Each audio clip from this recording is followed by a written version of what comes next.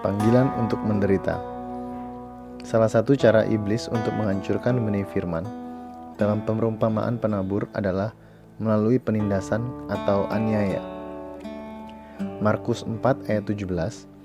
Tetapi mereka tidak berakar dan tahan sebentar saja. Apabila kemudian datang penindasan atau penganiayaan karena firman itu, mereka segera murtad. Dan ini adalah cara yang sering digunakan iblis di berbagai zaman.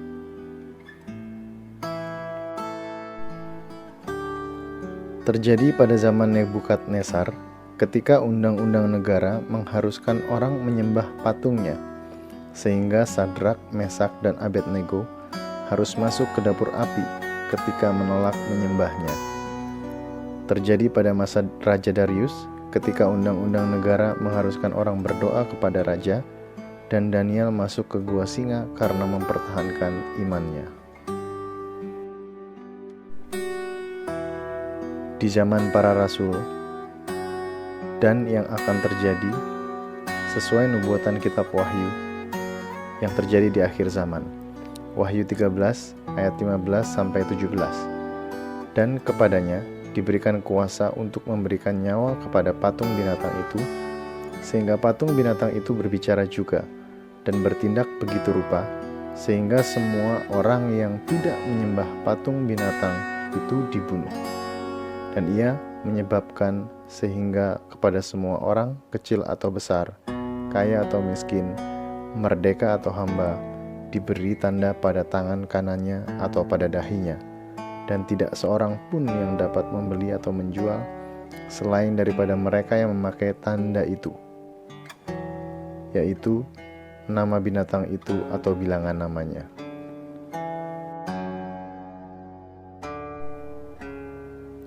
Iblis masih menggunakan penindasan dan penganiayaan untuk membuat orang menjadi murtad. Namun, Tuhan Yesus mempersiapkan murid-muridnya dengan pesan-pesan dalam menghadapi penderitaan. Matius 10 ayat 18 dan 22. Dan karena aku, kamu akan digiring ke muka penguasa-penguasa dan raja-raja sebagai suatu kesaksian bagi mereka dan bagi orang-orang yang tidak mengenal Allah. Dan kamu akan dibenci semua orang oleh karena namaku, tetapi orang yang bertahan sampai kesudahannya akan selamat.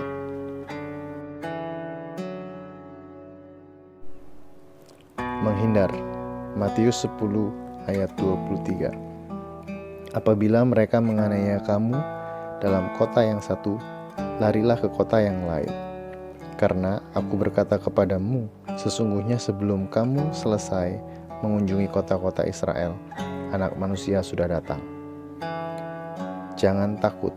Matius 10 ayat 28-29. Dan janganlah kamu takut kepada mereka yang dapat membunuh tubuh, tetapi yang tidak berkuasa membunuh jiwa. Takutlah terutama kepada Dia yang berkuasa membinasakan baik jiwa maupun tubuh di dalam neraka. Bukankah burung pipit dijual 2 ekor seduit? Namun seekor pun daripadanya tidak akan jatuh ke bumi di luar kehendak Bapamu. Jangan menyangkal. Matius 10 ayat 32-33. Setiap orang yang mengakui aku di depan manusia, aku juga akan mengakuinya di depan Bapa-Ku yang di surga.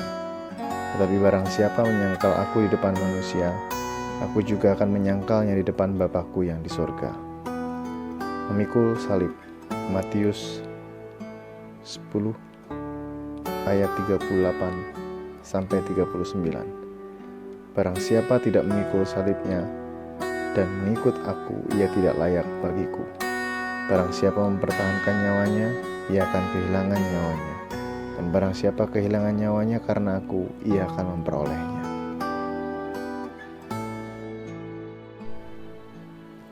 Paulus mempersiapkan Timotius dengan memberi pesan. 2 Timotius 3 ayat 12. Memang setiap orang yang mau hidup beribadah di dalam Kristus Yesus akan menderita aniaya. Dan Rasul Petrus mengingatkan domba-domba Tuhan supaya mereka mempersenjatai diri. 1 Petrus 4 ayat 1-2. Jadi karena Kristus telah menderita penderitaan badani, kamu pun harus mempersenjatai dirimu dengan pikiran yang demikian. Karena barang siapa telah menderita penderitaan badani, ia telah berhenti berbuat dosa. Panggilan bagi kita. 2 Timotius 2 ayat 3. Ikutlah menderita sebagai seorang prajurit yang baik dari Kristus Yesus. Namun demikian, di dalam penderitaan karena Kristus ada kemuliaan yang dijanjikannya. Roma 8 ayat 17. Dan jika kita adalah anak, maka kita juga adalah ahli waris. Maksudnya, orang-orang yang berhak menerima janji-janji Allah, yang akan menerimanya bersama-sama dengan Kristus, yaitu jika kita menderita bersama-sama dengan Dia, supaya kita juga dipermuliakannya bersama-sama dengan Dia.